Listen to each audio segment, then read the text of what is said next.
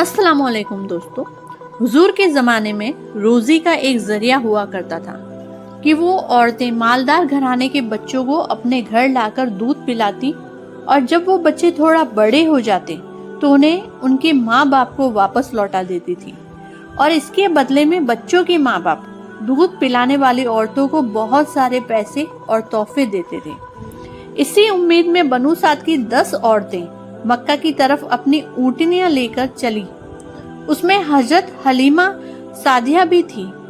उनके घर बहुत ज्यादा गरीबी थी। उनके शौहर को कोई काम न मिलता था तो वो बकरी चराने और बकरी का दूध बेचकर गुजारा करते थे। हलीमा सादिया के घर एक ऊँटनी भी थी पर वो बहुत ज्यादा कमजोर थी क्योंकि बलूसाद कबीले में घास भी बहुत कम थी, इसलिए जानवरों को भी सही से चारा नहीं मिल पाता था।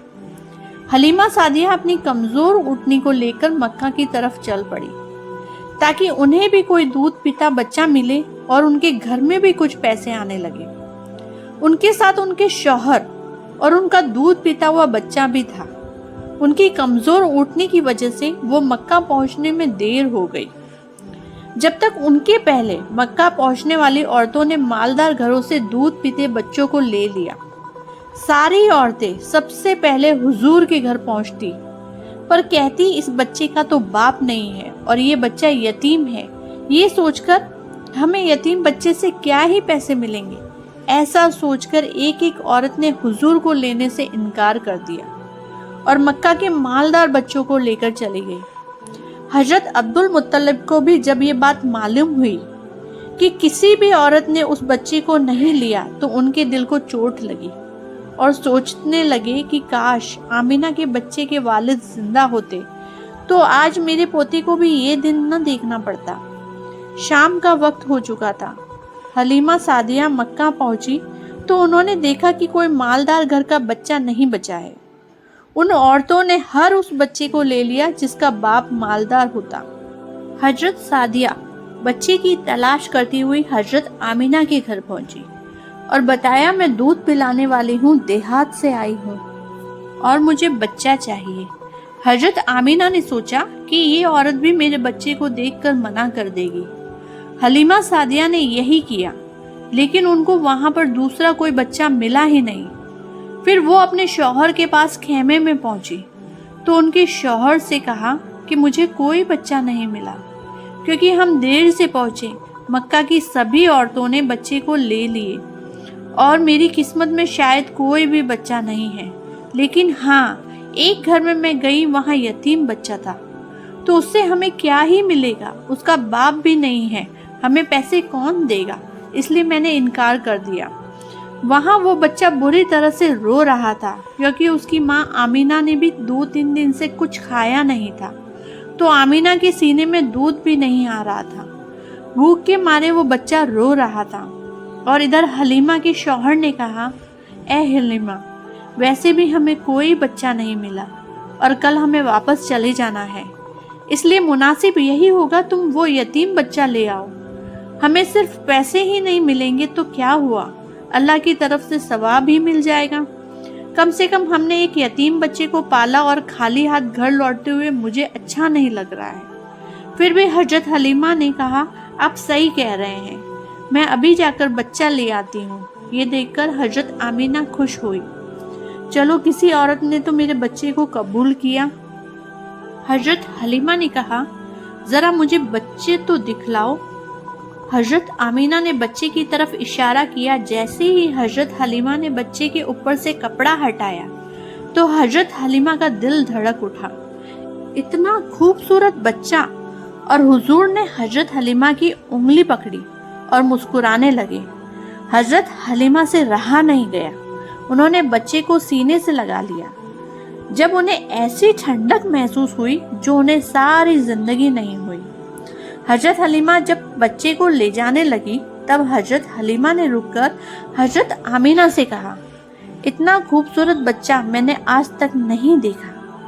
हजरत आमिना ने कहा, तुम देहात की रहने वाली हो और मैं शहर की रहने वाली हूँ। मैंने भी आज तक ऐसा बच्चा शहरों में नहीं देखा।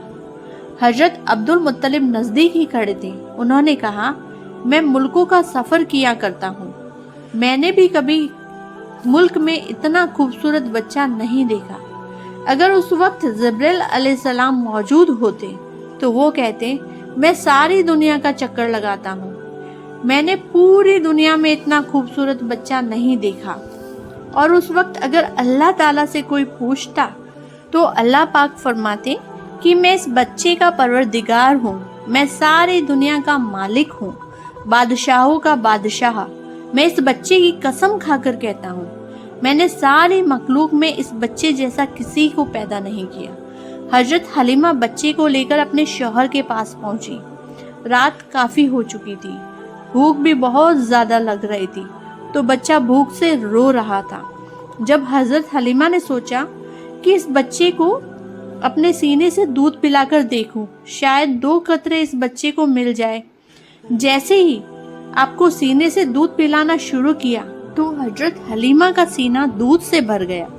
حضرت حلیمہ کا بچہ اور حضور نے پیٹ بھر کر دودھ پی لیا۔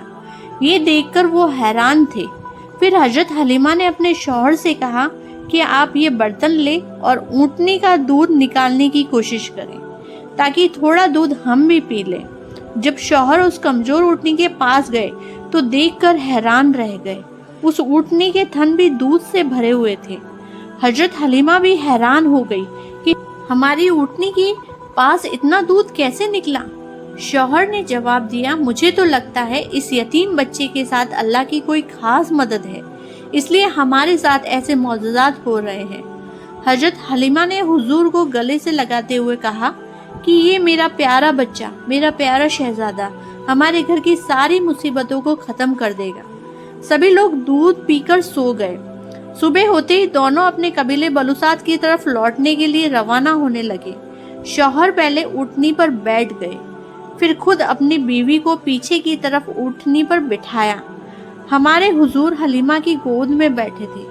ان کے شوہر اونٹنی کو بار بار کھڑا کرنے کی کوشش کر رہے تھے، پر اونٹنی جو ہے کھڑی بھی نہیں ہو رہی تھی۔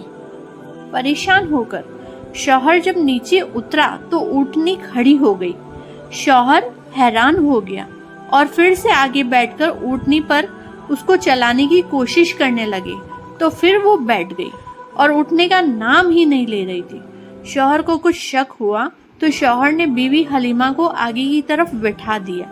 جیسے ہی بیوی حلیمہ حضور کو لے کر آگے بیٹھی تو وہ اونٹنی فوراً کھڑی ہو گئی اور اس اونٹنی نے زمین پر سر رکھ کر 3 بار سجدہ کیا اور اللہ کا شکر ادا کیا۔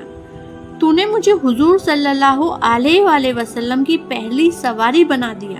پھر وہ اونٹنی بڑی تیزی سے چلنے لگی۔ وہ دونوں حیران تھے کہ جب ہم اس کو لے کر آئے تھے تو چلنے میں بھی ترستی تھی۔ پھر وہ اونٹنی جو عورتیں آگے چل پڑی تھی اپنی اونٹنی کے ساتھ، حضرت حلیمہ کی اونٹنی ان تک پہنچ گئی تو ان عورتوں نے حیرانی سے پوچھا، اے حلیمہ، کیا تم نے سواری بدل دی ہے؟ حضرت حلیمہ نے جواب دیا، میں نے سواری نہیں بدلی بلکہ اس سواری کا سوار بدل چکا ہے۔ سب سے پہلے حلیمہ سعدیہ ہی اپنے محلے میں پہنچی۔ حضرت حلیمہ سعدیہ فرماتی ہے، اس دن میرے پورے محلے سے گلاب کی خوشبو آ رہی تھی۔ سب لوگ حیران تھے کہ آخر یہ خوشبو کہاں سے آ رہی تھی۔ یہ اللہ کی طرف سے ہمارے حضور کا اس قبیلے میں استقبال ہو رہا تھا۔ سبحان اللہ۔